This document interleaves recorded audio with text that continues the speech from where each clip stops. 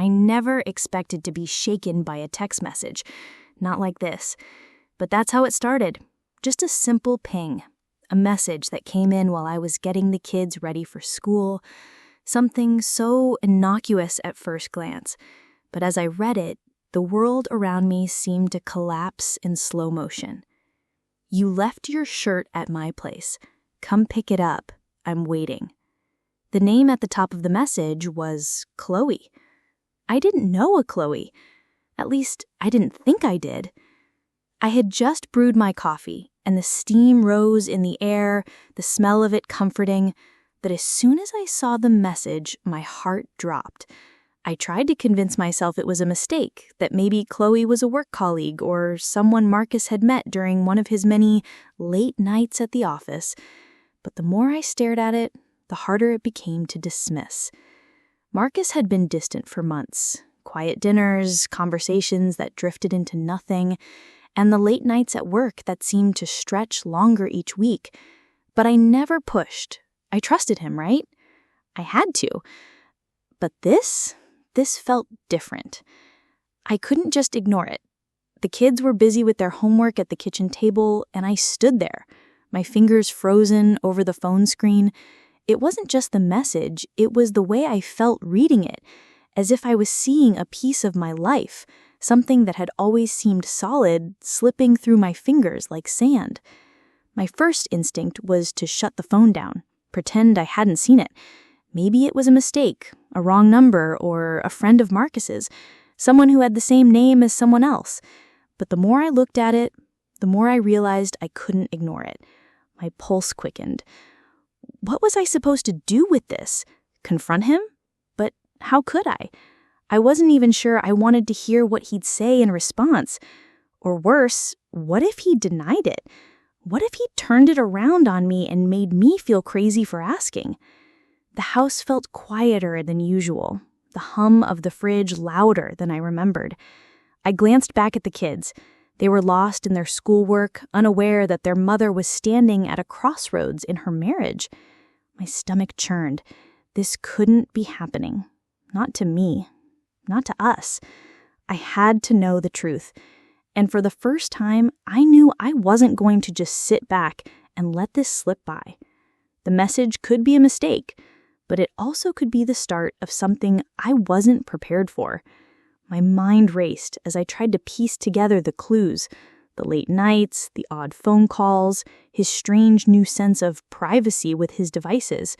I never thought I'd be in this position, questioning everything I knew about my marriage. But here I was, and there was no turning back now. I stood there for what felt like an eternity, my thumb hovering over the phone screen, unsure whether to reply or not. Then, as if something inside me finally clicked, I typed the only thing that felt right. "Who is this?" and hit send. My hands shook as I waited for the reply, 1,000 thoughts racing through my head. As the seconds ticked by, I felt the weight of the moment pressing down on me. What if this was the end of everything? What if the trust I'd built my entire life on had just cracked in an instant? I couldn't stop thinking about the man I had married, the man who promised me forever. Had I been blind? Had I missed the signs? This one message had the power to change everything, and I wasn't ready for it. I wasn't ready to lose him, to lose us. But then the message came through. "I'll explain later. Just come over. You know where." My heart pounded as I stared at the screen. My mind reeled with thoughts of betrayal, of lies I couldn't yet prove but could feel deep in my gut. This wasn't a mistake. It was happening. I had to find out. I couldn't wait any longer. I couldn't pretend everything was fine when I knew it wasn't. I stood there, the phone still in my hand, a sense of resolve starting to settle in. It was time to uncover the truth. No more pretending, no more blind faith. I was going to find out what Marcus was hiding, even if it meant tearing apart everything I thought I knew. I felt a strange mix of disbelief and anger building inside me, like a storm brewing. My mind raced, trying to figure out how this could possibly be happening. Marcus had always been the perfect husband, the kind who would hold me close when I needed comfort, laugh at my jokes even when they were bad, and always show up when it mattered. But this message? This wasn't something I could explain away. The kids continued their chatter, oblivious to what was unraveling in their mother's head. I forced myself to keep my breathing steady, but it wasn't working. I couldn't calm down. I couldn't just pretend everything was fine. The more I thought about it, the more the tiny, insignificant moments started to add up. The late nights at work that had been increasing over the past few months. The phone calls that always came in when he was in the other room, his voice low and almost insecretive. I couldn't remember the last time we had a real conversation, the kind where we were completely present with each other, the kind where we laughed and talked about anything and everything. I didn't want to believe it, but deep down, I knew I had to face it. Marcus, my husband, my partner, might be hiding something, someone. And Chloe, was she a friend, or was she something more? A wave of nausea swept through me, and for a moment I thought I might be sick. I tried to dismiss it, to talk myself down. Maybe it's nothing, I whispered to myself. Maybe she's just a colleague. Maybe there's a logical explanation. But the logical explanation didn't come. It wasn't enough to calm me down. My mind kept going back to the message. Chloe. Why did I feel like I had been punched in the gut by those 3 simple words? I wanted to throw the phone across the room. I wanted to scream, but I didn't. I had to stay calm. I had to know what this meant. I wasn't going to let it hang over me. No more wondering, no more silence. I had to uncover the truth, no matter what it was. My fingers hovered over the screen as I considered replying. My heart beat loud in my ears, faster now as I prepared myself for whatever came next. Was I ready for the truth? Was I ready to confront Marcus? No, I wasn't ready. But I couldn't wait any longer. I couldn't keep pretending like everything was fine when I knew it wasn't. I tapped out a quick reply, my hands shaking. Who is this? I hit send before I could stop myself. The seconds felt like hours as I stared at the phone, waiting for a response. What would I do if it wasn't a mistake? What would I do if the truth was exactly what I feared? My mind raced. There was a voice in my head telling me I was overreacting, but another voice, louder now, insisted that something was wrong. Something was wrong, and I had to know what it was. As I waited for the reply, I couldn't sit still. The silence in the house felt suffocating. The weight of the truth was pressing down on me, and for the first time in a long while, I didn't know what to do. But I knew one thing. I was going to uncover the truth. No matter what it was, the next message would change everything. From the outside, Marcus and I had it all. We were that couple everyone admired, the one that always seemed to have it together. We had the house, the kids, the careers. People would always comment on how we made it look so easy. But it wasn't. Not anymore. I'd often joke to my friends that if they wanted to see a perfect marriage, they should come to our dinner parties. We'd host, we'd laugh, we'd smile. But behind the closed doors of our home, things weren't so picture perfect. The late nights at the office were becoming more frequent, the smiles less genuine. And it wasn't just the little things, it was the way we started drifting apart. The warmth that had once defined us was fading, and I didn't know how to bring it back. The kids were great. Mason, our eldest, was getting ready for college, and Sophie, our youngest, was wrapped up in her high school drama. They didn't seem to notice the growing distance between Marcus and me. Or maybe they did, but no one talked about it. That was the unspoken rule of our house. We didn't talk about things that were hard, things that didn't fit the picture we'd painted for everyone else. But lately, it felt different. The silence in our house was deafening. It wasn't just the late nights anymore. It was the moments we didn't share anymore, the little inside jokes that no longer made sense, the quiet dinners where we both stared at our phones more than each other. I could see the cracks forming, but I ignored them, convincing myself it was just a phase. He was busy, and so was I. Everyone was busy. But I couldn't shake the feeling that something wasn't right. I had this nagging sense in the pit of my stomach that I wasn't being told the whole story. I would never admit it out loud, but there were moments when I felt like I was losing him. Not to another woman. At least, I didn't want to believe that, but to something. To work, to ambition, to whatever was pulling him away from me.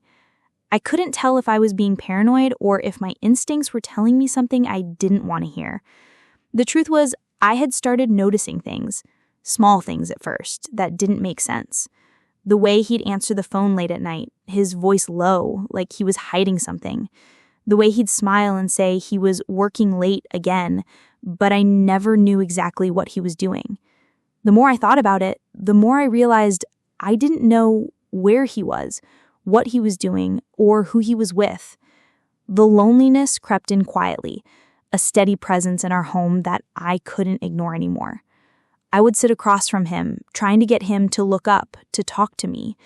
But the connection we once had seemed so distant, like it belonged to a different time. I began to notice the small things, the oddities in his behavior that I had brushed off before. He started keeping his phone with him all the time. He'd take it to the bathroom, to the garage, to the bedroom. I'd never seen him so protective of his phone. When I asked him why, he'd just laugh it off, saying it was for work. You know how it is. I get emails at all hours. But the truth was, I had stopped trusting him. The little lies had started to add up, and the more I ignored them, the worse it felt. The nagging feeling that something wasn't right ate away at me, and I couldn't shake it. I started noticing other things. The odd calls that came in late at night, when he thought I was asleep. I couldn't hear the conversation, but I could hear the tone of his voice, low, strained, secretive, and the way he'd quickly hang up if I walked into the room. I tried to convince myself I was overreacting. I wanted to believe him. I wanted to believe that everything was fine, but deep down, I knew it wasn't. I started asking him about his day, hoping for a glimpse of honesty. I wanted to hear him say something real, something true. But every answer felt rehearsed, like he was saying what he thought I wanted to hear, not what was actually happening. And then there was the dinner receipt. I found it in the pocket of his jacket one evening as I was cleaning up.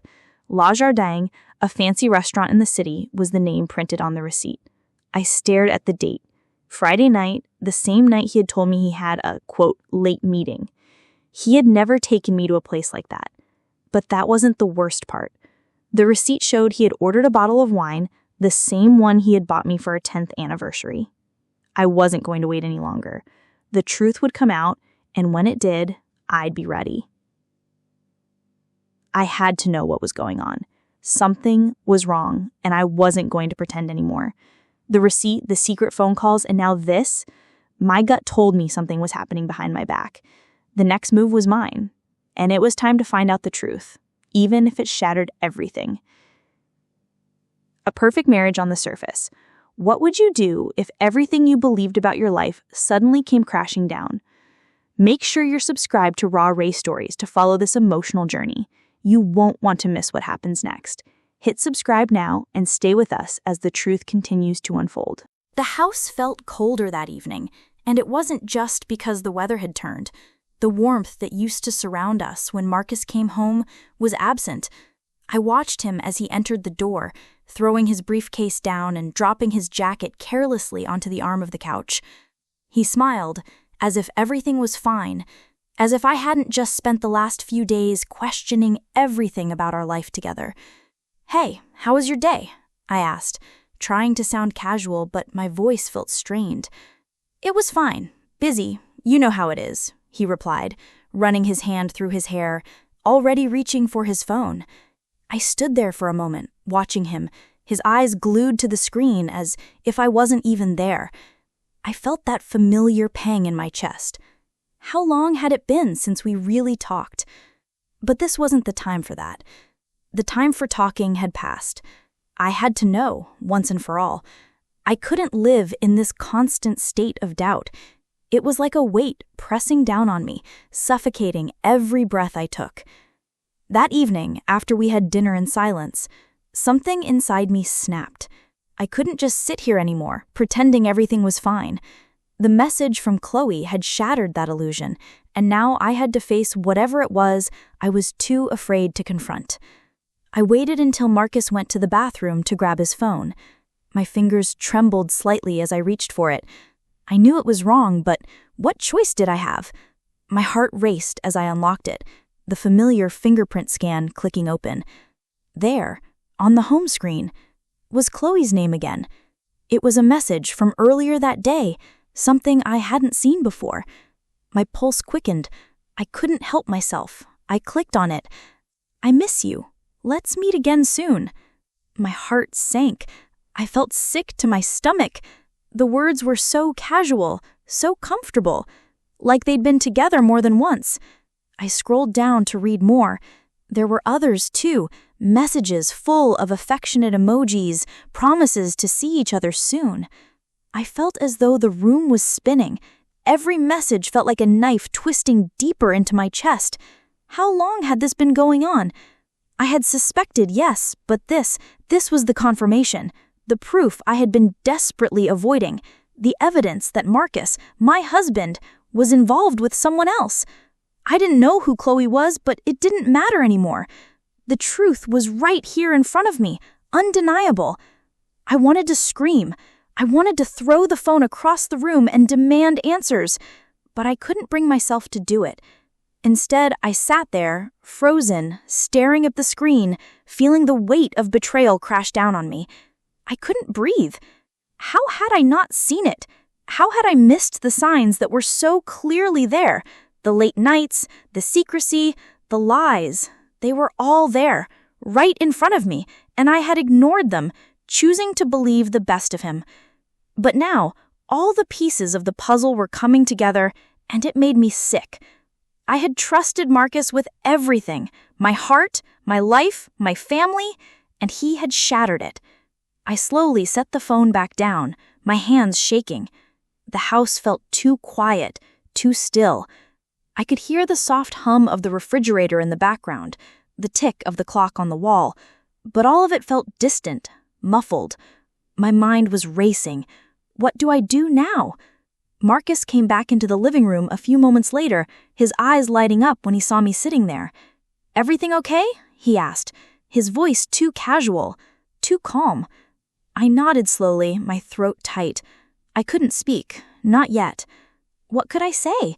The words were stuck in my throat. Everything in me screamed to confront him, to demand the truth.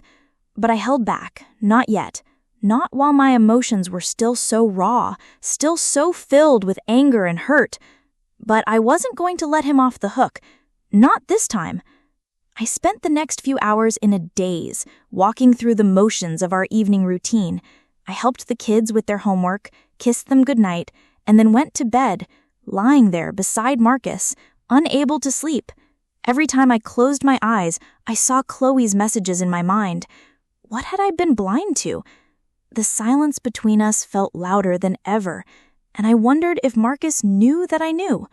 Could he sense the distance, the change in the air? Did he feel the tension the same way I did?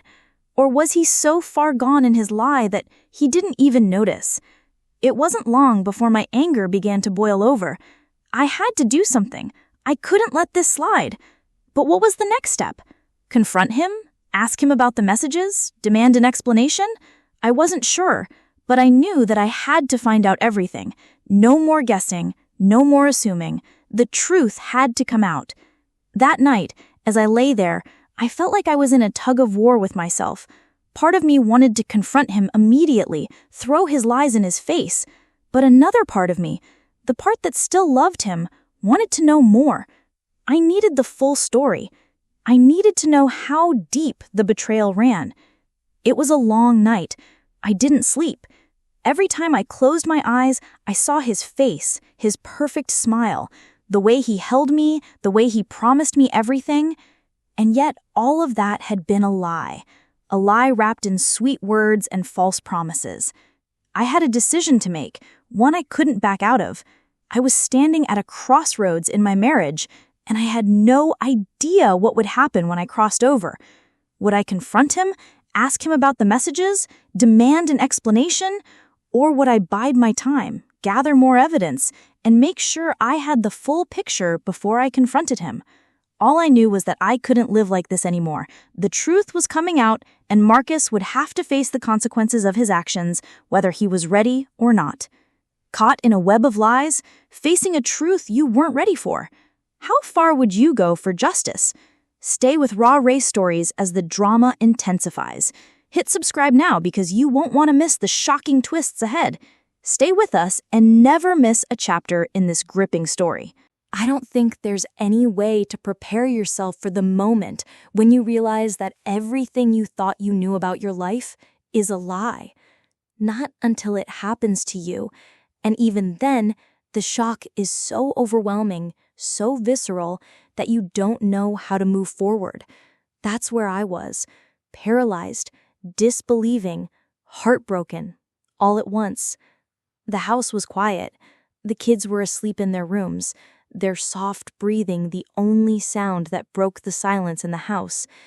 And there I was, sitting in the dark living room, my hands clenched into fists, still holding onto the phone with Chloe's messages. It felt like the walls were closing in on me, like I was suffocating. Marcus had gone to bed hours ago, his calm demeanor never changing, his peace a cruel contrast to the storm raging inside me. His face, so serene as he slept beside me, felt like a reminder of everything that had been stolen from me. The trust, the love, the life we had built together. I couldn't lie to myself anymore. I couldn't pretend that Marcus and I were still that perfect couple, the ones everyone envied. We had been, once. But now everything felt like a lie. The texts had confirmed it. He was having an affair. Chloe was no mistake, no mix-up. She was real. She was the woman Marcus had been seeing behind my back, the woman who had taken my place. I don't know when it happened. I don't know when Marcus stopped being the man I knew and started becoming someone else, someone I didn't recognize. But now, sitting there in the dark, with the evidence of his betrayal glaring at me, I couldn't stop thinking about how foolish I had been to ignore the signs. Had I always known something wasn't right but refused to face it? I picked up the phone again, unable to stop myself, and scrolled back through the messages from Chloe. Each one felt like a fresh wound. The affectionate emojis, the promises to see each other soon. It was as if they had been in a relationship for months, maybe even longer, and I had been too blind to see it. How long had this been going on? I wanted to scream. I wanted to confront him right then, to wake him up, shake him, and demand answers. But I didn't. I couldn't. The fear of what he might say, of how he would try to justify it, kept me frozen. The image of his face, so calm, so confident, made my stomach churn. How could he lie to me like this? How could he look me in the eyes every day and pretend like everything was normal when he was hiding this? But as I sat there, the anger slowly started to turn into something else, something darker. It wasn't just betrayal I felt anymore. It was rage. It was hurt. It was a desire for justice for him to pay for what he had done to me, to our family. I wasn't just going to sit back and let him destroy everything I had worked for. It's one thing to feel betrayed, to suspect something is wrong, but it's another thing entirely when the truth is staring you in the face, undeniable, unrelenting. My mind couldn't process it fast enough. The idea of Marcus, my Marcus, who I had trusted with everything, being with someone else, it didn't fit. How could he do this to me? How could he destroy the life we built together? And then I thought about Chloe, the stranger who was taking my place. I didn't know her, but I hated her. I hated the way she had waltzed into our lives and taken something that wasn't hers. She didn't deserve Marcus. She didn't deserve him the way I did. The thought of her with him made my blood boil. I felt so small, so betrayed. and yet so determined. This wouldn't stand. I stood up, pacing the living room, trying to calm myself, but the rage I felt was only growing. I kept thinking about the life we'd shared, the moments of laughter, the promises we'd made, the plans we'd made for the future. All of it was now tainted. All of it was a lie. I couldn't let it go. I couldn't just sit back and pretend like it didn't matter. This was my life, my family, and Marcus had taken it from me. I didn't care about the reasons. I didn't care about the excuses he might offer. All I cared about now was making him see that he couldn't get away with it. I could hear Marcus moving around in the bedroom. The sound of the bed creaking as he shifted his position was enough to make my heart race. Was he awake? Could he sense the change in the air? I wondered if he was lying there, pretending to sleep, knowing full well that I was sitting in the next room, aware of everything. I couldn't wait anymore. I couldn't keep pretending that everything was okay. I had made my decision. I wasn't going to let this go. I wasn't going to let him get away with destroying me, with destroying everything we had. I grabbed my phone again, this time with a newfound sense of purpose. I wasn't just going to ask him about it. I wasn't going to give him a chance to lie to me. I needed more. I needed to know how deep this ran, how far he had gone. I needed the full truth. So I started searching his phone again, diving deeper this time. I opened his text with Chloe. There were more, so many more than I could have imagined. Some of them were innocent enough, but others, the way they spoke to each other, it was obvious. They were not just friends. They were lovers. I can't wait to see you again, baby. I miss you so much. You're the best part of my day. I can't wait to be with you tonight. It was as if they had been in a relationship for months, maybe even longer, and I had been too blind to see it. How long had this been going on? I stood there, staring at the screen, my heart pounding in my chest. I could feel the anger rising, bubbling up inside me. This was it, the moment when everything changed. The moment when Marcus would have to face the consequences of his betrayal. But how would he react? Would he admit it? Or would he try to deny it, to lie his way out of it? I didn't know, but I was ready for whatever came next. The one thing I knew for sure was that Marcus wasn't getting away with this. I would make sure of it. If you've ever felt betrayed by someone you loved, you know how powerful that moment of discovery can be. Don't miss out on the rest of this story. Subscribe to Raw Race Stories now and stay with us as we uncover the truth one chapter at a time. You won't want to miss what happens next. I couldn't think straight. My mind was spinning with the realization that everything I had believed about my marriage was a lie. The shock, the anger, the sadness, it all collided inside me, an overwhelming surge of emotions that I could barely keep up with. But as I stood in the kitchen, the phone still buzzing with the echoes of Marcus's betrayal, something inside me started to shift. I was no longer the woman who would silently stand by and let life happen to her, the woman who would quietly accept the lies, the deceit.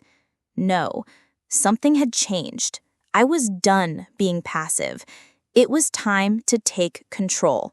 The rage, the pain, the frustration, I needed to channel it into something. And that's when it hit me. Revenge. Marcus had crossed the line, shattered everything we had built together, and I wasn't about to let him get away with it. No more pretending, no more waiting for an apology that would never come. He had to pay. The first step was clear. I had to act, and I had to do it carefully. I couldn't rush into a confrontation.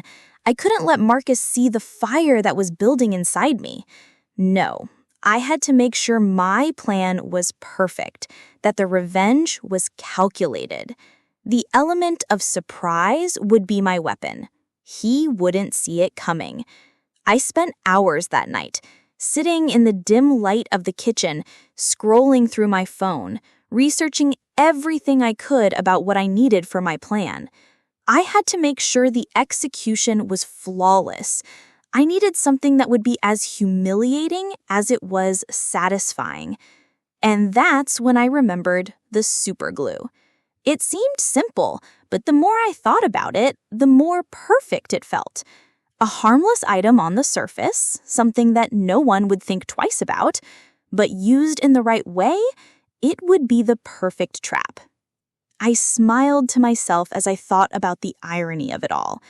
Marcus had always prided himself on his charm, his ability to manipulate those around him. He had deceived me for months, if not years, and now it was time for him to feel the sting of his own lies. It wasn't just about the revenge. It was about regaining control. It was about showing him that he couldn't break me without facing the consequences.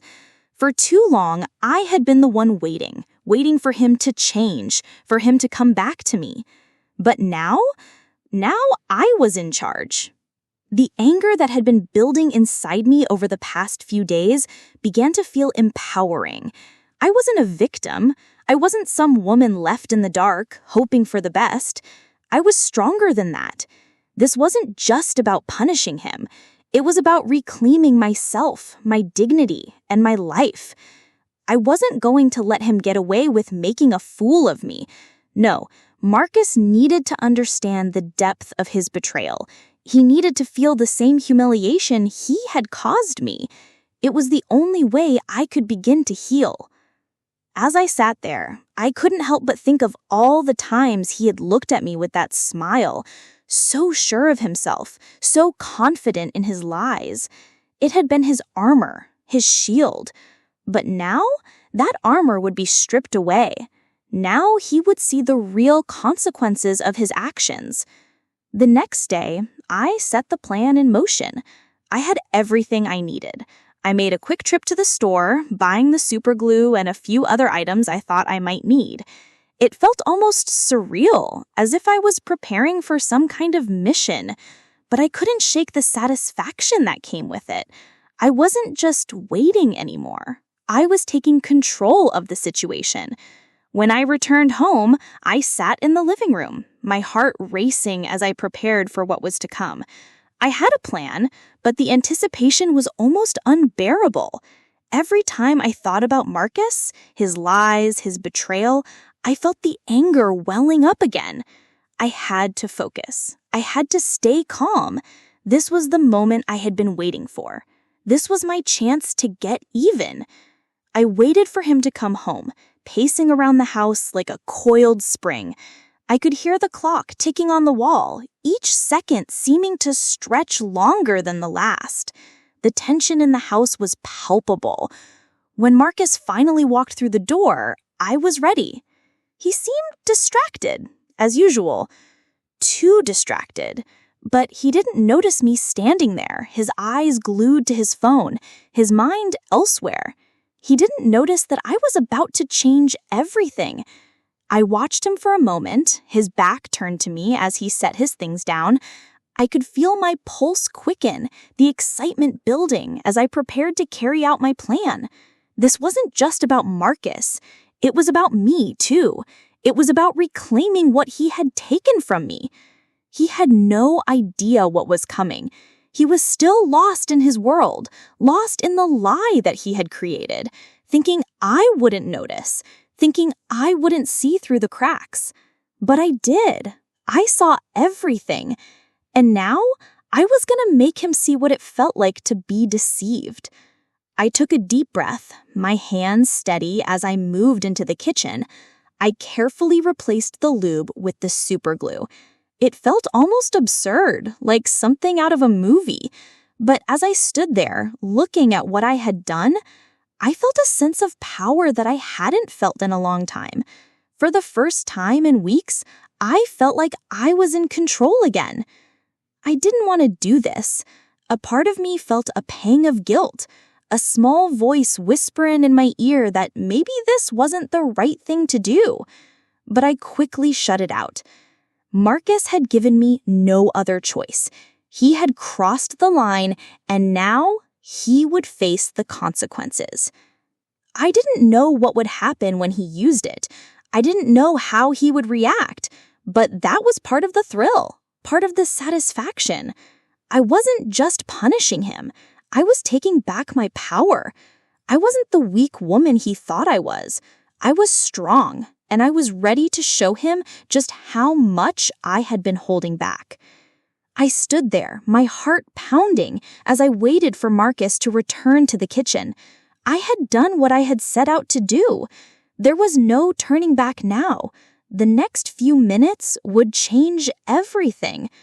Would he notice? Would he feel the consequences of his actions? I couldn't wait to find out. If you've ever been wronged, if you've ever wondered what it would feel like to take control of your life again, make sure you're here for the next part of this story. Raw race stories will keep you on the edge of your seat. Subscribe now and don't miss what happens next. The atmosphere in the house had shifted. The air between Marcus and me was thick with unspoken words, unaddressed issues, and a tension that I had no idea how to release. Every moment spent in silence felt like a countdown, a timer ticking away until the inevitable confrontation. It wasn't just the superglue, it was the weight of everything that had been ignored, everything that had been kept hidden. And now, the truth was out there, ready to be spoken. I had no idea what Marcus would say, how he would try to explain his actions, but I was done listening to his excuses. This was no longer about us fixing things, about salvaging whatever we had left. No, this was about justice, about him realizing that actions have consequences and that trust, once broken, cannot simply be repaired with empty words. He had betrayed me, our family, and it was time he paid the price. I had waited for hours that night, pacing back and forth, the tension in the air growing thicker with each passing minute. I knew he was in there, in the living room, watching TV like nothing had changed. He didn't even know what was coming. I could feel my heartbeat thudding in my chest, my hands trembling with the anticipation of what I was about to do. This wasn't just about confronting him about Chloe or the affair. This was about confronting everything. The lies, the secrets, the way he had made me feel invisible, second place in the life we'd built together. I walked to the living room, taking a deep breath before stepping through the doorway. Marcus was sitting on the couch, his usual casual posture. He didn't even look up when I entered. He was engrossed in the TV, probably thinking about the same trivial things he always did after a long day of work. But he didn't know that everything had changed. He didn't know I was no longer going to tolerate his indifference, his dismissiveness. "Marcus," I said, my voice surprisingly calm, even though inside my blood was boiling. He looked up, surprised. "Hey, you okay?" I could tell by the look on his face that he wasn't aware of the storm brewing inside me. He didn't know what had been building inside me for weeks, months even. He didn't know the quiet woman he'd been taking for granted was gone. This woman, this new version of me, had been waiting patiently for the right moment to strike. And now, the moment had arrived. "I'm fine," I said, my voice steady. "But you're not." Marcus furrowed his brows in confusion, putting the remote down. "What's going on? Is everything okay? You've been acting different since last night." I looked at him, the lies, the manipulation, all of it swirling in my mind. How had I not seen it before? How had I been so blind to his little games, his secrets? The way he had smiled at me, kissed me, all the while carrying on with someone else. He was still trying to play the same role, pretending like everything was normal, like he hadn't shattered our entire world. "Don't act like you don't know," I said, my voice sharp now, cutting through the tension in the room. "Don't act like you haven't been hiding things from me." The color drained from his face. He stood up quickly, his hands suddenly fidgeting, unsure of what to do. He didn't know how to respond, how to play his usual game of pretending everything was fine, but I wasn't going to let him. I had nothing left to lose. "Look, Audio B, I don't know what you're talking about," Marcus began, his voice defensive, almost panicked. "What are you—" "Chloe," Marcus. I interrupted, my voice steady but filled with fury. "I know about her. I know everything." The shock on his face was unmistakable. For a brief moment he froze. His lips parted, but no words came out. It was like he had been caught in a lie that was too big to deny, too undeniable to explain away. "How long, Marcus?" I continued, my eyes burning with the weight of everything I had discovered. How long have you been seeing her? Behind my back? Behind our family's back?" He didn't say anything. His silence spoke louder than any apology he could offer. He shifted on his feet, looking at the ground, trying to avoid eye contact. I could see the guilt in his eyes, the shame. And yet he couldn't bring himself to admit the truth. He couldn't bring himself to own up to the damage he had caused. "Say something," I pressed. "Tell me the truth for once." Finally he spoke, but his words came out rushed and jumbled, like he was trying to hold on to something that was slipping away from him. I didn't mean for it to happen. It just did, okay? I never meant to hurt you. I never meant for any of this. His voice was shaking now, and I could tell he was scrambling for some kind of justification. But I wasn't having it. The words were empty, hollow. There was no sincerity in them. He had been caught, and now he was trying to make himself look like the victim. The more he spoke, the more I felt the disgust building inside me. "No," I snapped, stepping closer. "You chose this. You chose to hurt me, to betray me, to destroy everything we built, and now you're trying to make excuses for it? It's not like that. You don't understand." "No, Marcus," I interrupted again, my voice cold and firm. "You don't understand. You think you can lie to me, deceive me, and I'll just accept it? You think you can destroy everything and then ask for forgiveness?" I took a step back, my mind racing. I had spent too long being passive, being the wife who overlooked the signs, the one who ignored the gut feelings that told her something wasn't right. But that woman was gone. This was who I was now, the woman who had been betrayed, who had been pushed to the edge, and now I was taking back what was mine. He took a step forward, trying to reach me, but my hand outstretched, but I pulled away. The room felt suffocating. Every second dragged on as if time itself was holding its breath, waiting for something to happen. What would he say? How would he try to fix this? But I already knew. He couldn't fix it. There was no magic word that would undo what he had done. "Marcus," I said, my voice is softer now, but with an edge. "You've already broken me. There's nothing left to fix. You can't erase what you have done." His face twisted with a mix of frustration and regret, but I wasn't going to let him manipulate me anymore. I had already made up my mind. This was it. I stood there, my heart pounding, the weight of the truth crashing down on me. It wasn't just the affair. It was everything that had led up to this moment. The lies, the betrayal, the man I thought I knew. And now standing in front of me was a stranger, someone I no longer recognized. I didn't know what came next, but one thing was clear. This confrontation was just the beginning. There was more to uncover, more to come, and I was ready to face it head on.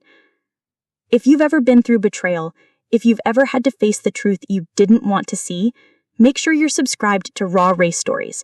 We're just getting started, and you won't want to miss what happens next. Hit that subscribe button now to stay with us as we uncover the shocking twists in this journey. The atmosphere in the house had shifted. The air between Marcus and me was thick with unspoken words, unaddressed issues, and a tension that I had no idea how to release. Every moment spent in silence felt like a countdown, a timer ticking away until the inevitable confrontation.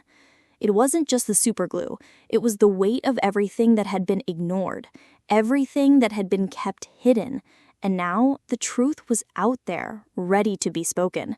I had no idea what Marcus would say, how he would try to explain his actions, but I was done listening to his excuses. This was no longer about us fixing things, about salvaging whatever we had left. No, this was about justice, about him realizing that actions have consequences, and that trust, once broken, cannot simply be repaired with empty words. He had betrayed me, our family, and it was time he paid the price. I had waited for hours that night, pacing back and forth, the tension in the air growing thicker with each passing minute. I knew he was in there, in the living room, watching TV like nothing had changed. He didn't even know what was coming. I could feel my heartbeat thudding in my chest, my hands trembling with the anticipation of what I was about to do. This wasn't just about confronting him about Chloe or the affair. This was about confronting everything. The lies, the secrets, the way he had made me feel invisible, second place in the life we'd built together. I walked to the living room, taking a deep breath before stepping through the doorway. Marcus was sitting on the couch, his usual casual posture. He didn't even look up when I entered. He was engrossed in the TV, probably thinking about the same trivial things he always did after a long day of work. But he didn't know that everything had changed. He didn't know I was no longer going to tolerate his indifference, his dismissiveness. "Marcus," I said, my voice surprisingly calm, even though inside my blood was boiling. He looked up, surprised. "You okay?" I could tell by the look on his face that he wasn't aware of the storm brewing inside me. He didn't know what had been building inside me for weeks, months even. He didn't know that the quiet woman he'd been taking for granted was gone. This woman, this new version of me, had been waiting patiently for the right moment to strike. And now the moment had arrived. "I'm fine," I said, my voice steady. "But you're not." Marcus furrowed his brows in confusion, putting the remote down. "What's going on? Is everything okay? You've been acting different since last night." I looked at him, the lies, the manipulation, all of it swirling in my mind. How had I not seen that before? How had I been so blind to his little games, his secrets? The way he had smiled at me, kissed me, all the while carrying on with someone else. He was still trying to play the same role, pretending like everything was normal, like he hadn't shattered our entire world. "Don't act like you don't know," I said, my voice sharp now, cutting through the tension in the room. "Don't act like you haven't been hiding things from me." The color drained from his face. He stood up quickly, his hands suddenly fidgeting, unsure of what to do. He didn't know how to respond, how to play his usual game of pretending everything was fine. But I wasn't going to let him. I had nothing left to lose. "Look, Odabralby, I don't know what you're talking about," Marcus began, his voice defensive, almost panicked. "What are you—" "Chloe, Marcus," I interrupted, my voice steady but filled with fury. "I know about her. I know everything." The shock on his face was unmistakable. For a brief moment, he froze. His lips parted, but no words came out. It was like he had been caught in a lie that was too big to deny, too undeniable to explain away. "How long, Marcus?" I continued, my eyes burning with the weight of everything I had discovered. "How long have you been seeing her? Behind my back, behind our family's back?" He didn't say anything. His silence spoke louder than any apology he could offer. He shifted on his feet, looking at the ground, trying to avoid eye contact. I could see the guilt in his eyes, the shame. And yet he couldn't bring himself to admit the truth. He couldn't bring himself to own up to the damage he had caused. "Say something," I pressed. "Tell me the truth for once." Finally he spoke, but his words came out rushed and jumbled, like he was trying to hold on to something that was slipping away from him. I didn't mean for it to happen. It just did, okay? I never meant to hurt you. I never meant for any of this." His voice was shaky now, and I could tell he was scrambling for some kind of justification, but I wasn't having it. The words were empty, hollow. There was no sincerity in them. He had been caught, and now he was trying to make himself look like the victim. The more he spoke, the more I felt the disgust building inside me. "No, Marcus," I snapped, stepping closer. "You chose this. You chose to hurt me, to betray me, to destroy everything we built, and now you're trying to make excuses for it?" His face reddened, his guilt turning into defensiveness. "It's not like that. You don't understand." "No, Marcus, you don't understand. You think you can lie to me, deceive me, and I'll just accept it? You think you can destroy everything and then ask for forgiveness?" I took a step back, my mind racing. I had spent too long being passive, being the wife who overlooked the signs, the one who ignored the gut feelings that told her something wasn't right. But that woman was gone. This was who I was now. The woman who had been betrayed, who had been pushed to the edge, and now I was taking back what was mine. He took a step forward, trying to reach for me, his hand outstretched, but I pulled away. The room felt suffocating. Every second dragged on as if time itself was holding its breath, waiting for something to happen. What would he say? How would he try to fix this? But I already knew. He couldn't fix it. There was no magic word that would undo what he had done. "Marcus," I said, my voice softer now, but with an edge. "You've already broken me. There's nothing left to fix. You can't erase what you've done." His face twisted with a mix of frustration and regret, but I wasn't going to let him manipulate me anymore. I had already made up my mind. This was it. I stood there, my heart pounding, the weight of the truth crashing down on me. It wasn't just the affair. It was everything that had led up to this moment. The lies, the betrayal, the man I thought I knew. And now, standing in front of me was a stranger, someone I no longer recognized. I didn't know what came next, but one thing was clear. This confrontation was just the beginning. There was more to uncover, more to come, and I was ready to face it head on. If you've ever been through betrayal, if you've ever had to face the truth you didn't want to see, make sure you're subscribed to Raw Race Stories. We're just getting started, and you won't want to miss what happens next. Hit that subscribe button now to stay with us as we uncover the shocking twists in this journey. The air in the office felt thick. Keon still clutched the envelope, knuckles white, while Deputy Principal Miles' warning replayed in his head. There's more here than philanthropy. Elliot leaned forward, his blue eyes sharp. Keon, I'll be candid. What you experienced last night at the diner was not entirely organic. Keon blinked. What do you mean? Celeste's hands folded over her folio. Her expression softened, but her voice was steady. The broken down car, the missing wallet, even our hesitation with the bill. It was orchestrated. The words hit like a slap. You staged it? Keon's voice cracked. Yes, Elliot admitted, his tone matter-of-fact. We've been in Cleveland for days, quietly observing. We asked about young people making a difference in their neighborhoods. Your name came up more than once. We needed to know for ourselves if what we heard was true. Keon's pulse raced. So you lied. You made me give up my meal just to see if I'd do it? Elliot didn't flinch. We created a scenario, but your choice, that was real.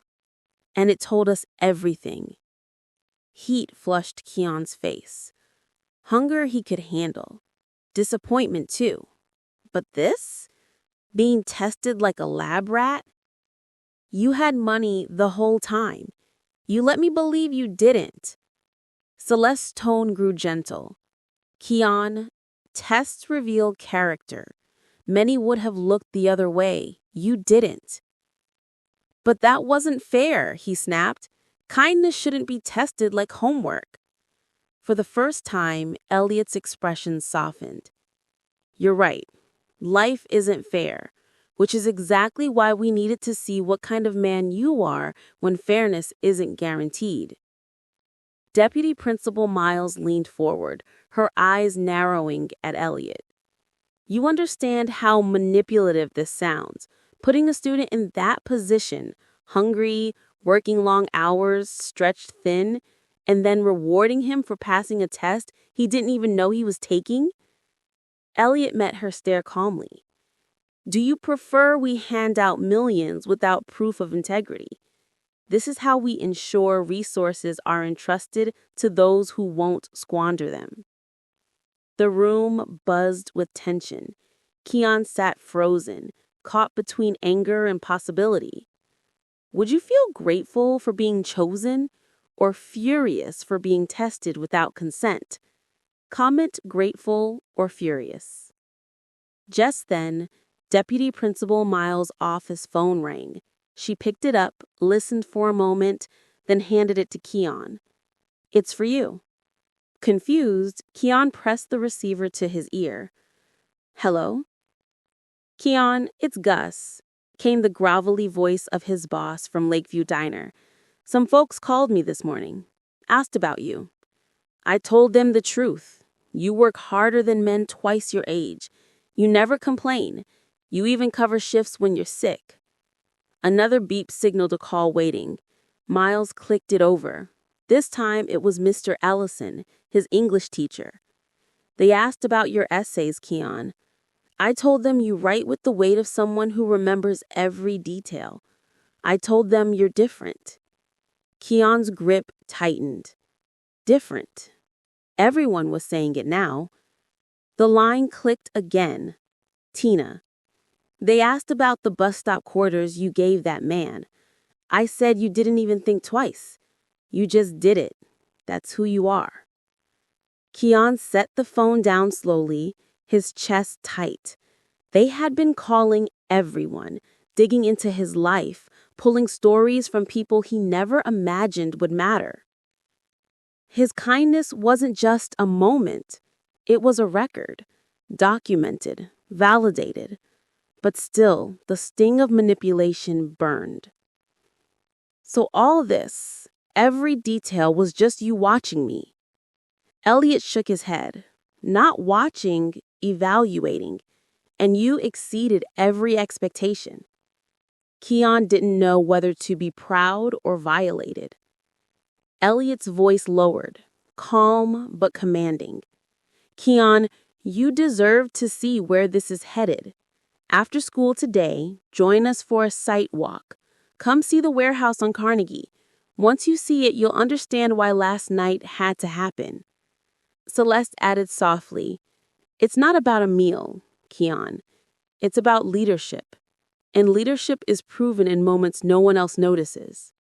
Keon swallowed hard. His life felt like it had been hijacked. But a warehouse turning into something real for his neighborhood? That tugged at him in ways anger couldn't erase. Deputy Principal Miles gave him a look, a mix of caution and support. "You don't have to say yes, Keon, but sometimes the scariest doors are the ones worth opening." Elliot leaned back in his chair, hands folded. "So, Keon Rivers, are you ready to see what comes next?" The invitation hung in the air, heavier than the scholarship envelope. Keon sat frozen, his mind torn between suspicion and possibility. Was he stepping into an opportunity or a trap? Keon just learned last night wasn't an accident, it was a test. His kindness was orchestrated, measured, and judged. Now he's been invited to see the project that could change his city. Would you go with them or would you walk away? Comment go or walk below. And don't forget, this is the turning point.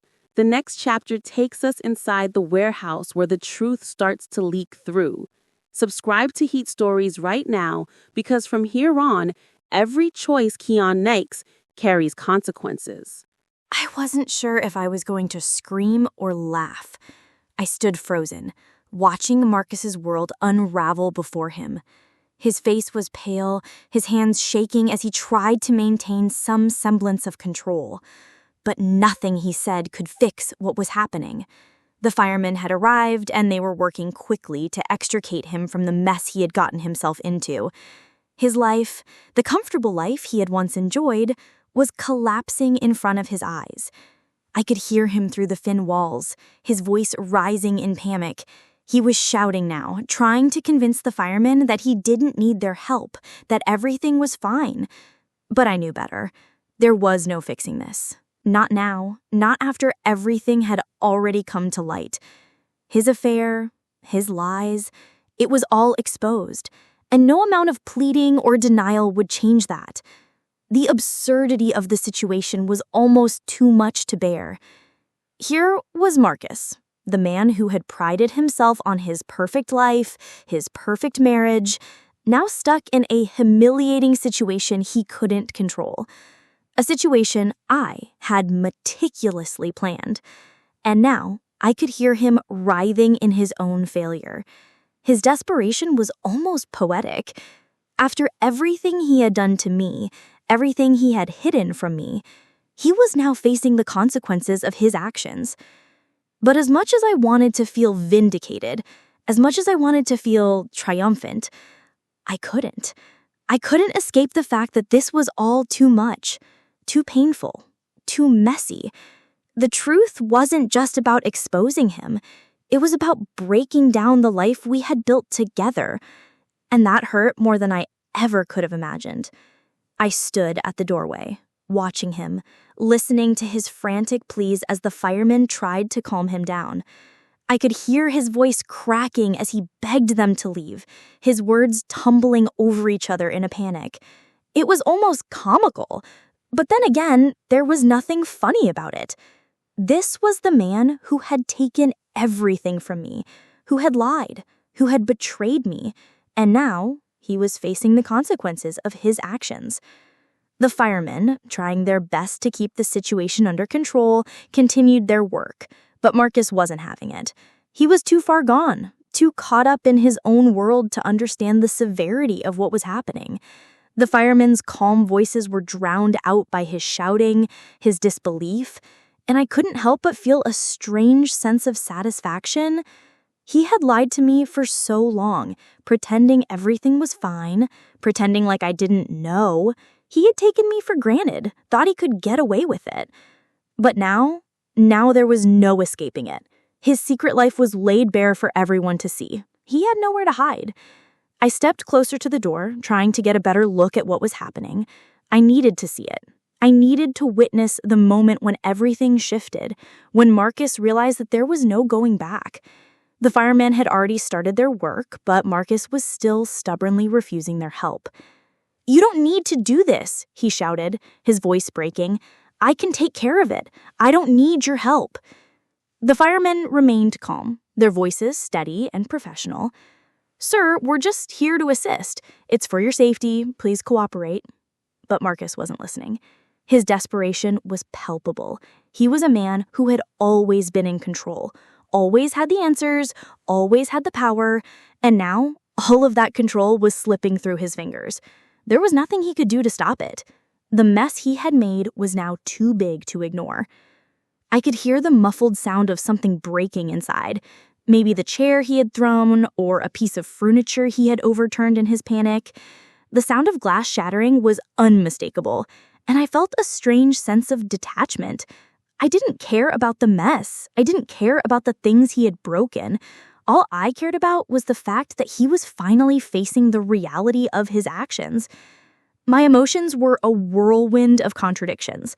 Part of me wanted to rush in, to scream at him, to throw all his lies in his face.